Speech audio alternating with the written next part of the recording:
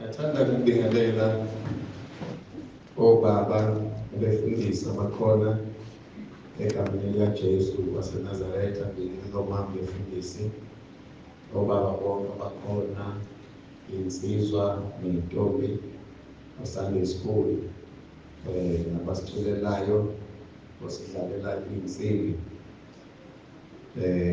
nomphathi wohlelo egameni likaJesu, sithi Jesu Kristu uNkosi. Siyambonga kakhulu uNkulunkulu nasekuseni namhlanje senzele umusa ukuba siphume emakhaya sizozwa izwi lakhe. Siyabonga nje nokuzwa nokubona ukuthi kunabazalwane abasuka kude abalangazelele ukuzozwa uNkulunkulu ekhulumisana ney'mpilo zabo. Siyabonga kakhulu batshale, sinethemba lokuthi uNkulunkulu uzonenzela umusa lokhu ebenenzela usuku lwanamhlanje, ahlangabezane nesidingo senu. Haleluya. Siyabonga kakhulu-ke. Sizoya-ke ukuyofunda nje ezwini lapha uJobe 8. UJobe 8.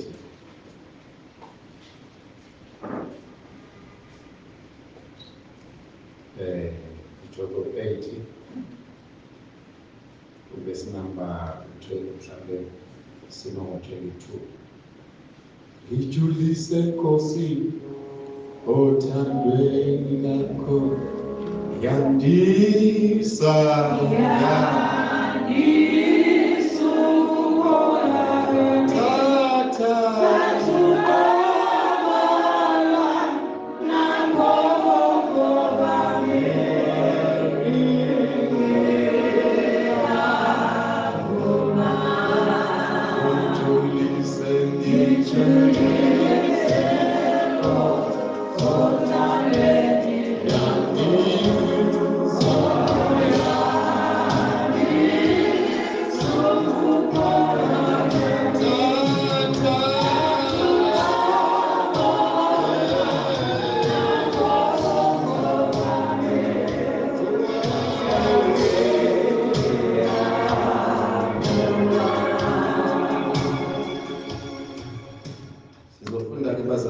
uJobe number 80 ivesi 20, mhlawumbe sizoma ngovesi number 22, kodwa indaba yethu ilapho 20. So cela-ke mase sifundile sicela umama uMlungu asibonele izwi lenkosi. Uvesi 20 ufundeka kanje: uNkulunkulu akamlahli opheleleyo, kabambi isandla sababi, aze agcwalise umlomo wakhe ngokuhleka, nezindebe zakho ngokumemeza. Abakuzondayo bayokwembeswa amahloni, itende lababi aliyobe isababa.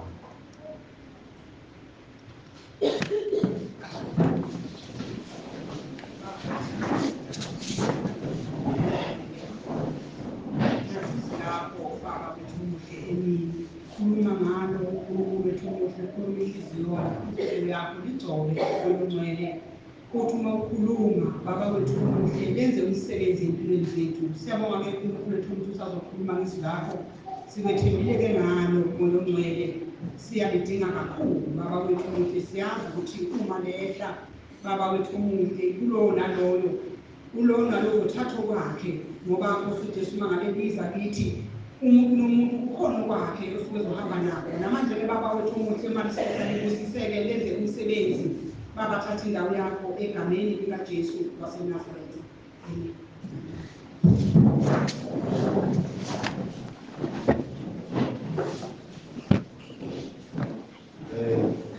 Siyabonga kakhulu umkhuleko mama.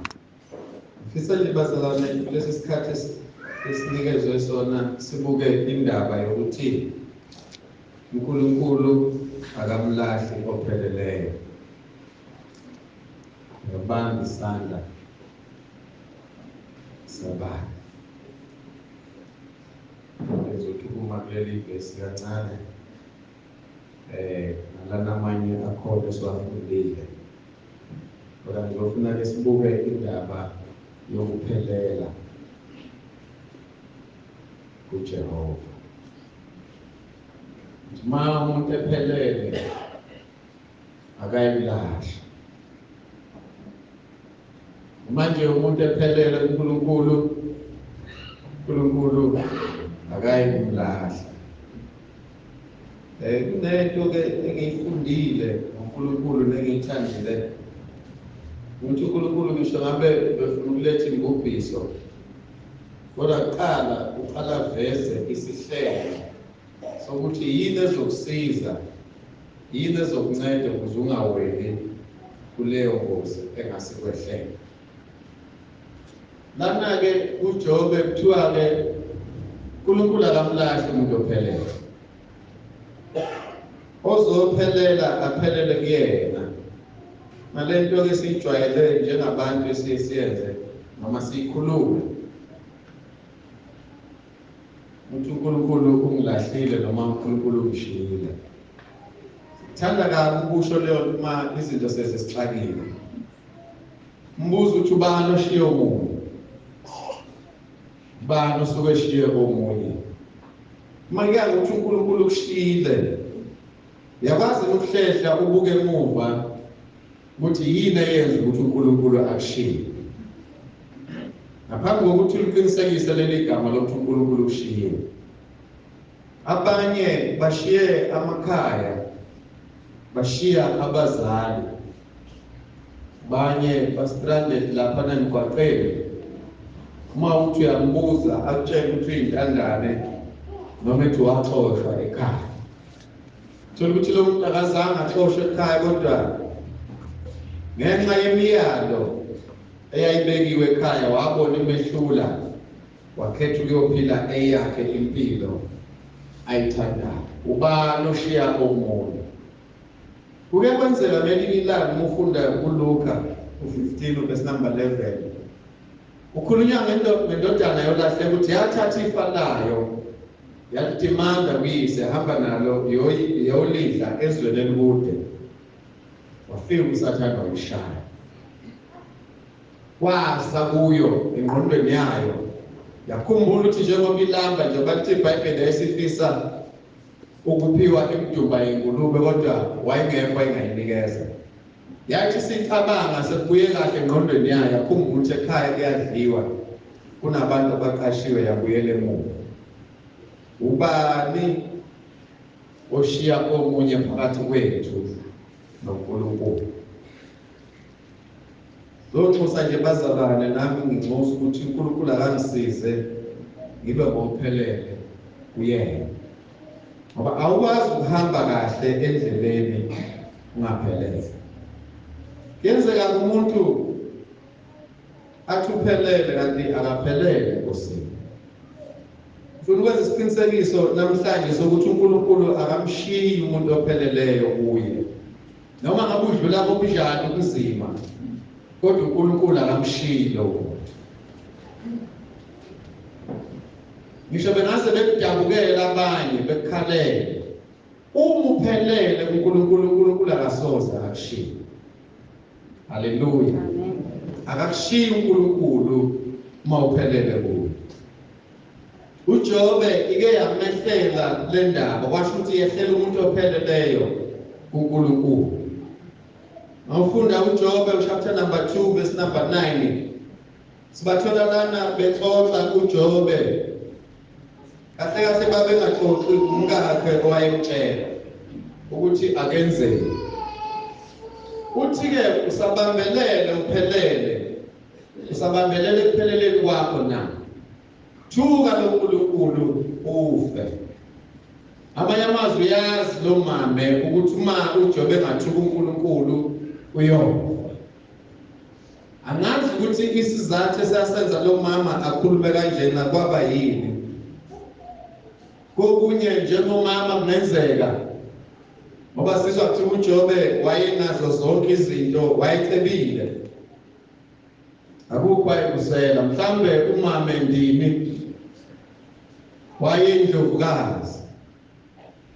Mhlambe eneyisebenzi vele ke sazikhona izisebenzi zibaliwe embhalweni. Kodwa kungenzeka mhlambe izisebenzi wayeyiphatha njengabantu abathunjiwe. Yabona ke umama ongancengi ngoba umyeni wakhe unakho konke ugwilikile kanti kungokwesikhashana. Ngoba kuyenzeka ukuthi umama etheganile agane indoda uNkulunkulu ayibusise ngakho konke okuhle. Umama lona bese phenduka indlovukazi ngisho komakhelwane. Aziveze ukuthi akadli lutho libaba. Noma ekhuluma nje uyabona kuzwakala ukuthi umama ongeyisenteni mshuthi umama unemali laba abanye bangamasenteniye yena unemali unakho konke akudingayo. Uma kufika isikhathi sendlala, uma kufika isikhathi sokuthi ziphele zonke lezi zinto, uyaqala abe namahloni, aqale abe nokuzenyeza. Omunye emathutha ngisho endaweni mayisebona isimo singamhambeli kahle. Angazi achaziwe eBhayibhelini. Kodwa umkaJobe wawakhuluma lamazwi. Wathi usabambelele ekupheleleni naba kudinga ukuthi umuntu aphelele uNkulunkulu wakhe. Lo mama wayembona ukuthi uJobe uphelele kuNkulunkulu. Ufuna ukuzomsusa kulokhu kuphelela kwakhe. Usabambelele ekupheleleni kwakho na. Thuka uNkulunkulu manufe iphele indaba.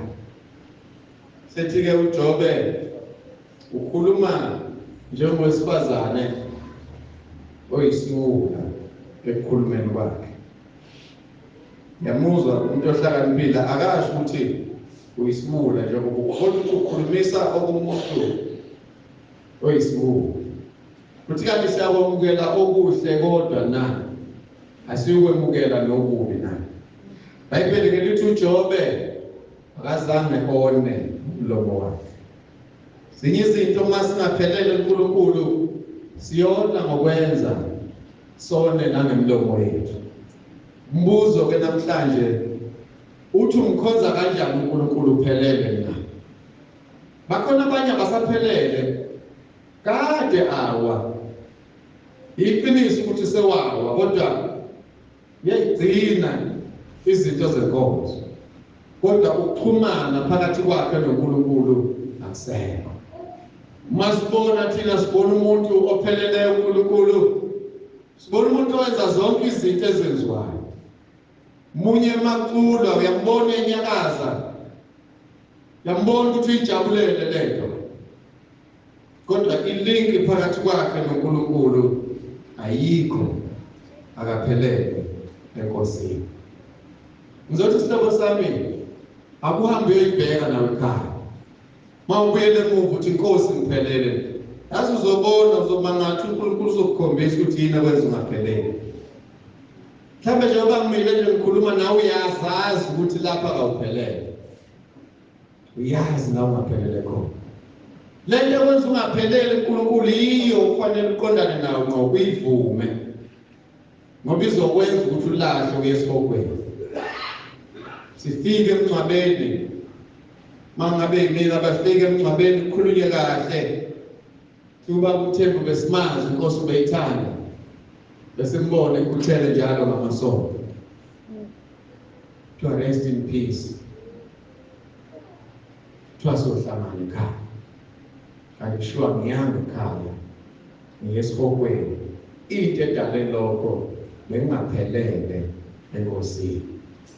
Haleluya.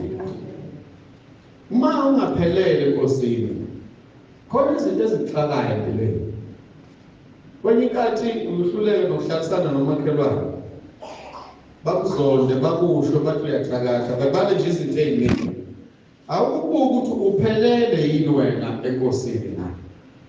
Babalekile ukuthi sihambe endleleni siphelele. Yazi uma uphelele enkosini uNkulunkulu wenzela izinto ezimangalisayo nezinto abanye baze bebuza ukuthi wenza ngani.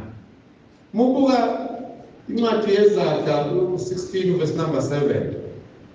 Uthi lapho indlela zomuntu zimthokozisa uJehova uzenza nezitha zakhe ukuba zihlalisane kahle naye. Umuntu opheleleke lo enkosini wenza izitha zakho ukuthi zihlalise, akakususi kuzona, akalokotha akususe kuzona, kodwa ukwenza uhlalisane kahle nazo kube yizo ezithandayo. Ngelinye ilanga ziyokulwela uma kukhona abakuvukelayo bethi cha siyamazi lona yakhona babonene ukuphelela kwakhe enkosini. Ngizothi isihlobo sami ake sihambe siphelele. uNkulunkulu ufuna abantu abazophelela nakuyena kulesi sikhathi. Izinto uNkulunkulu uyanqobela uma uphelela. Akwenzeki uNkulunkulu adlale ngawe noma akukhohlise. Lokho akushilo ezwini lakhe uNkulunkulu uyakwenza. Ube wakwenza abantwana bakwa-Israyeli welula isandla phezu kwabo. Wakhombisa ukuthi baphelele, babe saphelele ngaleso sikhathi ngenxa yokuthi babe safuna ukuphuma ebugqilini. Baphelela uNkulunkulu wabakhipha izitha zabo zabalandela. Mase sibalandela izitha kanti uNkulunkulu uzoyishaya endleleni. Mayise ishayile uNkulunkulu kwabonakala ukuthi kungenxa ukuthi bangabantu bakaNkulunkulu. Exodus chapter 14 verse number 25. Uthi-ke wawisa amasondo ezinqola ukuba abahambise kalukhulu. Baze bathi abaseGibhitha masibaleke ebusweni buka-Israyeli ngokuba uJehova uyabaleka emelele nabaseGibhitha. Amanye amazwi uNkulunkulu yena okulelayo ey'theni zakho. Ngakuzonda umuntu afise ukuthi uxoshwe emsebenzini. Uma uphelele enkosini uNkulunkulu ozoqondana nalowo muntu. Uzwe ngelinye ilanga kuthiwa uxabene nomlungu bamxosha uhambile useyohlala ekhaya ungazange usho lutho. Okwakho ukwenza inkonzo yokuphelela enkosini. Khona isitha sakho akayi usibamba ngesandla uyodila naso nje sikude. Sinalento-ke yobuntu esiyijabulelayo ukuthi uma umuntu ekuhlupha uma eseshonile usuyabheka ukuze ukuthi baphi njengoba nathi sihamba phezu kwabo. Akufanele ngabe sisho njalo. Akufanele ngabe sisho njalo ngoba ukufa komuntu wena uzuzi lutho ngakho. Okwakho ukuthi ulungise indlela yakho. Ezinye zezinto uma umuntu ekuhlupha indlela yokuthi usondele kakhulu kuNkulunkulu. Haleluya. Phelela-ke enkosini. Njani umsebenzini la usebenza khona? Kuyavela yini ukuthi uphelele? La uhlezi khona nomakhelwane kuyavela ukuthi uphelele enkosini. Banezinto ezenzakalayo empilweni zethu. Ngiyakhumbula nje nathi kudala singakasindiswa. Ngoba mina ngasindiswa kaningi, ngasindiswa esikoleni. mangifike ekhaya bayigxeka indaba yensindiso. Ngiqhubeka nenkolo yasekhaya, mangifike esikoleni ngiqhubeka nensindiso bakuvala iy'kole kuphela ukuthi ngisindisiwe ngenxa yenkolo yasekhaya. Sike sahlupheka-ke nathi njengabo bonke abanye abantu. Kulandwe umuntu ozokhipha ibhodlela ekhaya. Afika asho ukuthi kunomuthi ogqitshiwe endaweni ethize, abale izinto ey'phakathi. Alanda umuntu, mhlawumbe kuqashe imoto ihambe yomlanda, afika likhiphe ibhodlela. Lezi zinto akade ey'bala, uma eselivula lapho eseliphahlazile siy'bone. Ihambe imali. Kudlule inyanga ey'ntathu, ngathi sihlezi kahle ekhaya yonke into ingcono. Emva kwenyanga ey'ntathu kuqale phansi. Sibuye siphindele kuye asho ukuthi sebefake elinye futhi. Athi nihlezi kahle, nihlezi nomakhelwane ababa abanizondayo. Afike futhi azokhipha, akwenzeka angakhipha ufika likhiphe. Uma eselikhiphile nathi siyezwe egazini ukuthi hayi ngathi kungconywana kulezi zinto. Kanti inkinga yethu sasingaphelele Nkosini. Athi sihlezi nomakhelwane ababa, ungaze ubuke omakhelwane.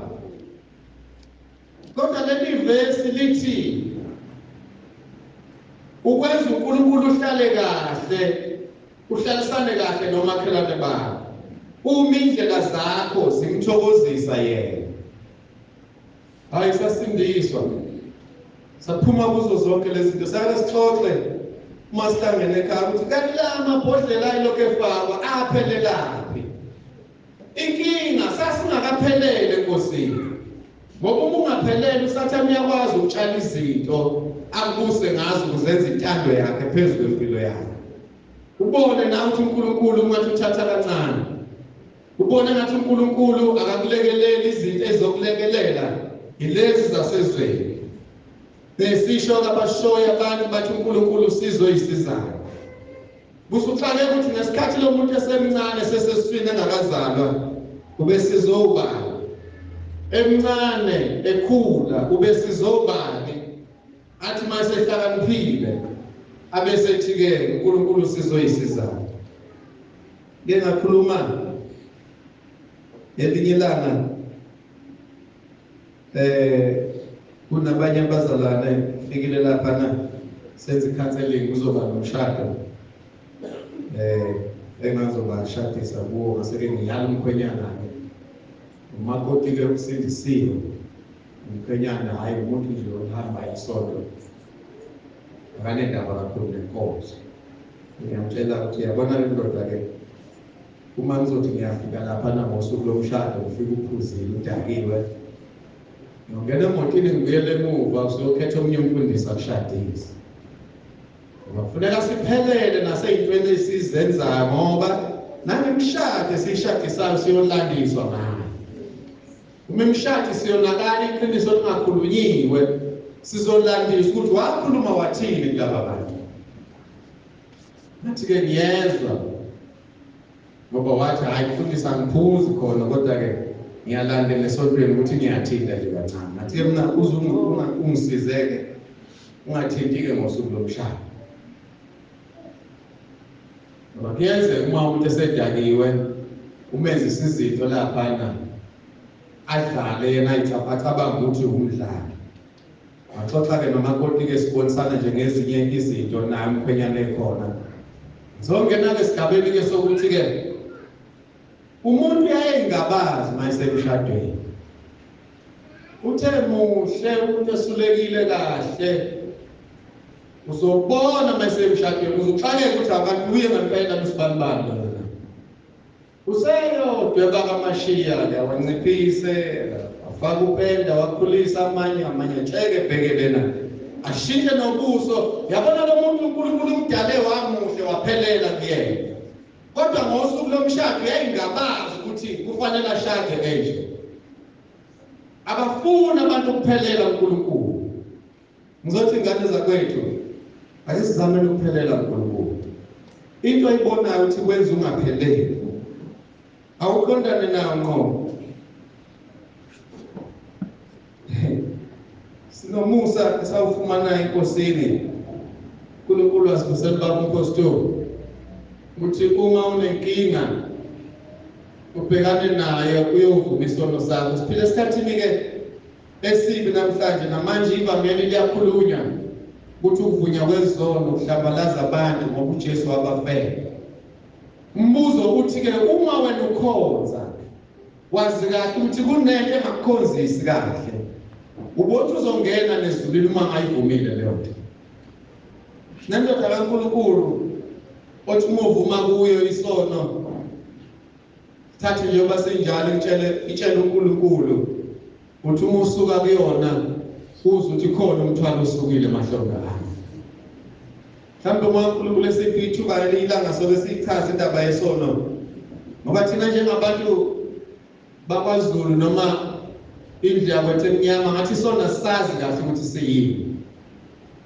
Uzwe umuntu ethi hayi ngingafundisa ngibhema ngiphuza ngibulala umuntu, ngakho kamnazi isono. Bese uJohane masithi asinaso isono siyayikhohlisa, neqiniso alikho kithi. Athi kodwa masizivuma uNkulunkulu wethu uthembekile futhi ulungile.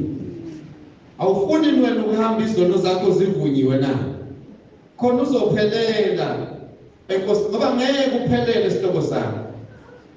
Uma nje kukhona isono sazi ukuthi sikubambezele, uzusho nawe uthi yabona mangahlukana nalesono noma ngifa uNkulunkulu ngiyombona. Hayibo, yise siwenza ukuthi ungapheleli, yana naso usihlambulule. Hayi namhlanje nake akhahlelwa leyo nto. Kuthiwa kudlalwa ngabantu. uJesu wale ngesiphambanweni wafika bathethelela abantu izono. Ubani wena ongaqalisa abantu bavumisa izono uJesu wayithethelela wabahlanza naye. Uma sithi asinaso isono siyayikhohlisa, neqiniso alikho kithi. Injani inkambo yakho? Ngakile ekhaya uphelele inkambo yakho injani? Komakhelana abantu abakubonayo bakubona uphelele na? Uhamba kanjani phambi kwenkosi? Kwakhona ebandleni uphelele ngempela yini? No mhlambe kade wawa siwenzela nje ukuthi umfundisi angabuzi ukuthi konakalayo. Uyezwa noma uphume ekhaya ukuthi akuseyimi lo engamemukela uJesu ngaleza ikhaya, hamba uyolungisa khona into engalungile. Ngoba usathana ukubambe ngawe wenzela ukuthi lithi likhale ikhiloma noma kufika usuku lapho lokufa ungaphelele enkosini. Ngizothi isihlobo sami ake siphelele kuNkulunkulu wethu. Amahubo 18 verse number 23 khona amazwi akhulunyayo lapho uthi ke ngangiphelele kuye ngakucwaya ububi. Amanye amazwi masiphelele asiyubona siyukwenza okubi. Into edala ukuthi mina nawe siqhubeke sikholwa sibe sona senza ububi, sihlale emahlazweni nasemanyaleni anyanyekayo ingenxa yokungaphelele. Ngakucwaya ububi. Yini endathi ngixwaya ububi na? Ukuthi ngiphelele enkosini. Phelela sihlobo sami. Ngoba uJesu uyabuya ukulanda ibandla, uzolanda abantu abapheleleyo. Asimthande uNkulunkulu wethu, senze kahle bazalwane kuye, ngoba uyena yedwa uNkulunkulu esimaziyo nesinikezwe yena, okuyena ozosikhulula nokwazi ukusingenisa embusweni wezulu. Buka ke incwadi kaPetro, ngizofunda verse number 19, Petro wokuqala chapter number 4. Uthi ke verse 19, ngakho abahluphekayo ngokwentando kaNkulunkulu mababeke imphefumulo yabo kumdala, othembekayo ngokwenza okuhle. Yini ekukhathazayo ekwenza ukuthi ungapheleli? Beka kumdala. Uyayazi into noma uthi uyathandaza, uzwa sengathi umthandazo wakho awufinyeleli la kufanele ngabe ufinyelela khona. Inkinga awuphelelanga. Asipheleleni ingane zakwethu, ngoba uNkulunkulu usidinga siphelele kuyena. Phelele. Yini levimba ukuthi ungapheleli? Vuma isono esidala ukuthi ungapheleli. Masiphelele kuNkulunkulu noma isimo sinjani singavumi, kodwa yena unamandla okusinqobela lezo zimo. Okwethu kwenza inkonzo yokuphelela simkhonze uNkulunkulu ngokwethembeka. Ngoba ibuhlungu lento yokukhonza uNkulunkulu wazi kahle ukuthi wena uqobo awethembekile. Asethembekeni ingane zakwethu. Yabona laba esifunde ngabo la baseGibhithe. Bathi mebehlasela abakwa-Israyeli bebafuna ukubabuyisa. Bangena emgwaqeni owodwa ngoba uNkulunkulu lithi iBhayibheli womisa ulwandle. Wamisa ulwandle. Wase omisa umhlabathi. Iy'nqola zabo zayihamba emhlabathini owomileyo. Kufana nala ngathi konkiwe kodwa kusolwandle. Yini amandla kaNkulunkulu. Ngaleso sikhathi babe saphele ngoba kuyenzeka siphelele uma kukhona izinto esiyifunayo uNkulunkulu sithi singayithola sibuyele emuva. Bangena baseGibhithe emva kwabo babatshela ukuthi bazobafika. uNkulunkulu wabahlupha zabhajwa iy'nqola amasondo azo angakwazi amanye ezinye zaziy'nqola ephuka amasondo. Bathi laba bantu uNkulunkulu yabalwela ngcono sibuyele emuva ngokumelene kanye nathi. Kuzoba njalo nawe empilweni yakho. Yabona wena uphelele ngicela yonke into uNkulunkulu. uNkulunkulu wazi ukuthi udingani. uNkulunkulu okubonayo ukuhlupheka kwakho. Noma ngabe kukhona abakuhluphayo, musubanaka ngoba bazokuphazamisa emkhulekweni. Thatha konke nginoJesu ushithulo lethu. Lithi konke kuyindima. Ungathi bekungavuka amakhona namhlanje azothi Nkosi thatha konke. Uginqela imithwalo yakho kuwo. Uzombona izinto azokwenzela zona. uNkulunkulu wethu uthembekile bazalwane. uNkulunkulu osithandayo ufuna thina siphelele kuyena. Ngakho siyohleka. Noma ngabe namhlanje ukuhleka kukude nawe, kodwa khona isikhathi la azovula khona umlomo wakho uhleke ujabule usumbone kwenzela okuhle. Phelela kuyena. Ngisho ngabe sebekusayinisa iwarning emsebenzini, i-final warning ukuthi uma waliphinda leli cala uzoxoshwa emsebenzini. uNkulunkulu ukuhlelele. Mhlasimbe kulo umsebenzi abathembisa ukuxosha, wena uzobaphatha abanye abantu. Okwakho kuphelela uNkulunkulu. Asambeni siphelele bazalwane. uNkulunkulu wethu uyasithanda ufuna ukuthi sonke siye ekhaya. Injani inkambo yakho? Uphelele neNkosini. Uma kukhona okubonayo ukuthi lokhu kungenza ngaphelele, isikhathi sisekhona. Yana kuye. Nkosi ngiyathanda ke embusweni wezulu. Nkosi ngiyathanda ukukhonza kahle. Kodwa nansi into engivimbayo ingenza ngaphelele kuwe. Ngiyathanda siwe ngamadolo. Sonke sikhuleke. Sithi Nkosi ngisize ngiphelele ukuze ngihambe kahle endleleni.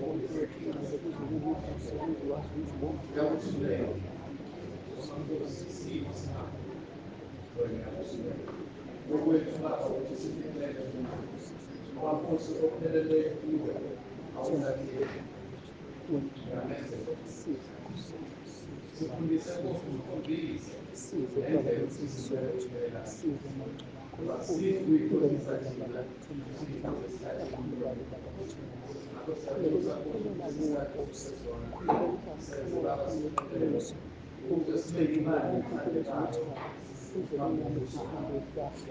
Uyakhuleka baba wethu ngilamba, usizo lwami lwavela na, usizo lwami luyakuvela kuJehova owenze izulu nomhlaba, nodala inkosi yobukhosi emhlabeni. Siphelele Nkosi ekukwazini ukungenisa inkosi kuwena, siphelele kuwena Nkosi, ngoKristu Jesu, amen. Siyabonga. Sisakhule ngokho njengamanje Jesu.